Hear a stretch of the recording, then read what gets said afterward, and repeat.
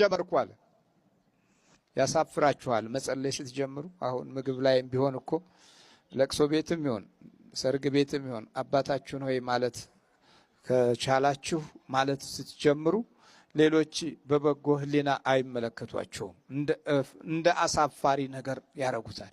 በተለይም ከዚህ ከ60ው ዘመን ወዲህ ያለው የጋሸበው የተቃውሞ ትውልድ በብዛት እንዲህ መንፈሳዊ ሕይወት ትርጉሞችን ስታከናውኑ ሲያይ ደስ አይለውም፣ ይከብደዋል።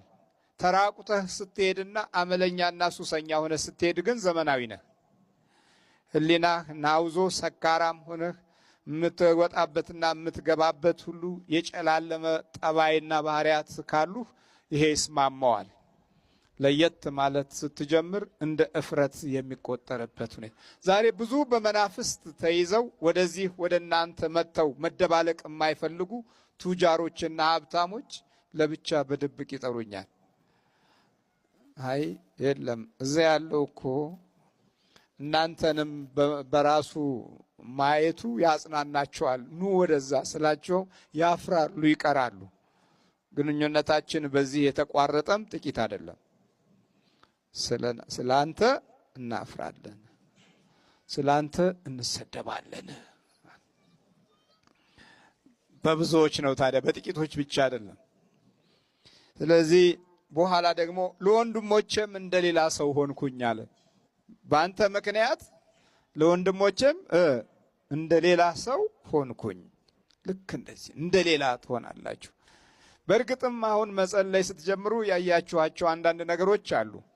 የሚጸልየውና የማይጸልየው እግዚአብሔርን የሚያመልከውና በማያመልከው መካከል ያለው ልዩነት ብዙ ዝምታ ወይም ብዙ ጫጫታ አለ።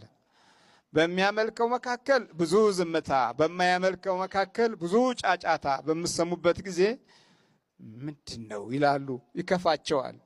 ከአመፃቸው ጋር ህብረት፣ ከቋንቋቸው ጋር ጥላቻ አብራችሁ ካላካሄዳችሁ ደስታ አይሰማቸውም። ወይም እንደኮራችሁ ወይም እንዴት በምን አይነት መንገድ እንደው ድንገት የተነሳ ነገር አለ ብለው ይፈራሉ፣ ይሰጋሉ። ስለዚህ ከሁሉ በፊት የሚያስቀድሙት ጥላቻ ነው። አይ ከቅርብ ጊዜ ወዲህ ዝምታ አብዝታለች፣ በፊት እኮ አብረን እንንጣጣ ነበር ይላሉ፣ ያሟችኋል።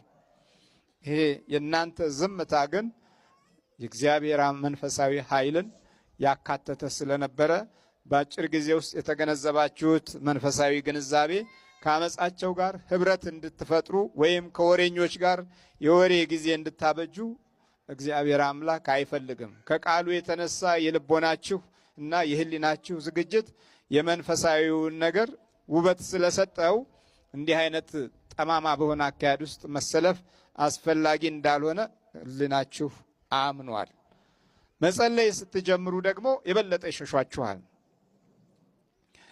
አብራችሁ ጀምራችሁ በሚጸልየውና በማይጸልየው መካከል ብዙ ውጊያ አለ።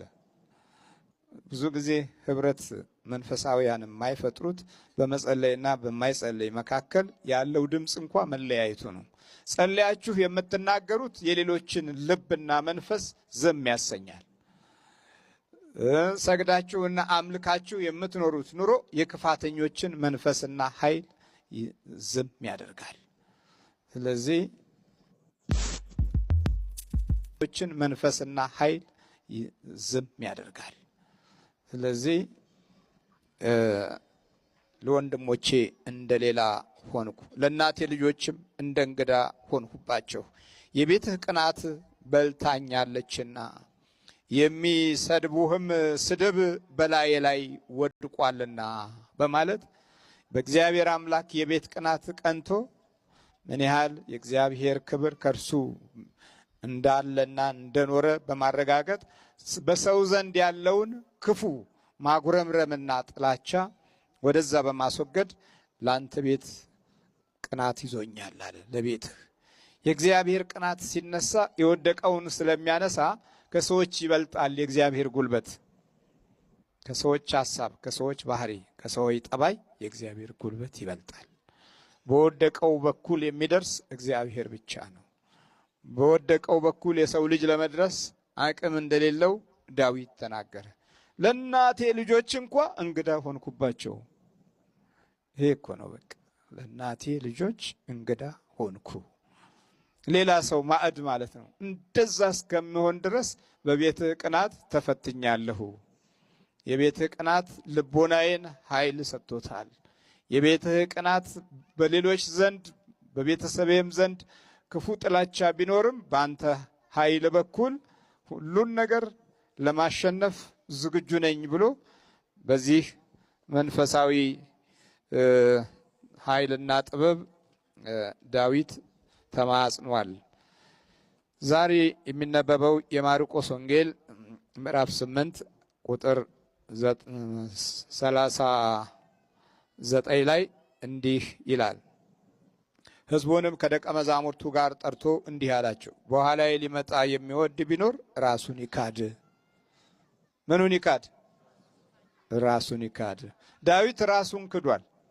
ዘመዶቹም ሲክዱት ስለ እግዚአብሔር ራሱን ስለካደ እፍረት ተሰምቶኛል ብሎ የነሱን ይቅርታ አላለም።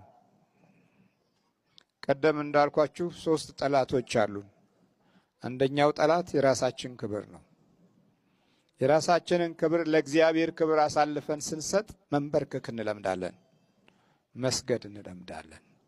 በዚህ መካከል ዳዊት አንድ ወቅት ላይ በእግዚአብሔር አምላክ ድልና ክብር ከበሮ እየመታ እግዚአብሔርን ሲያመሰግን፣ እንዴ አንተ እኮ ንጉሥ ነህ አለችው ሜልኮል።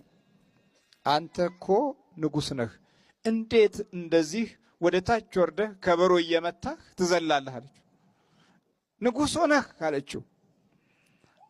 ክብሩን ወደ ላይ ከፍ እንዲያደርግ ገፋፋችው። እኔ ንጉሥ መሆኔ አይደለም ክብሬ እግዚአብሔር ነው አለ።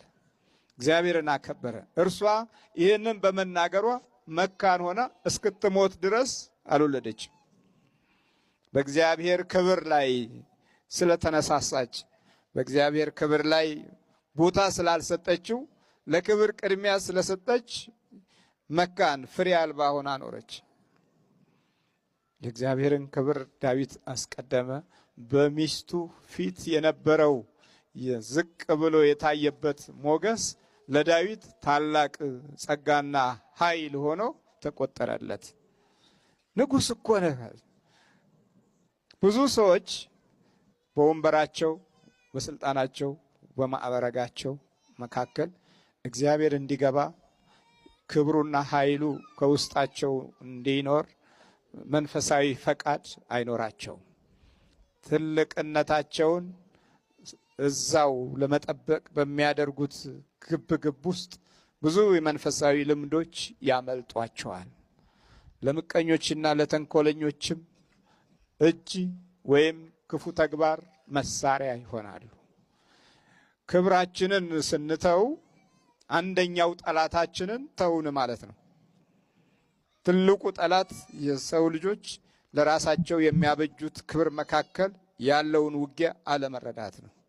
ስለ ክብራቸው ሲሉ፣ ስለ ትልቅነታቸው ሲሉ የሚገቡበት ወንጀሎች ግልጽና ስውር ናቸው።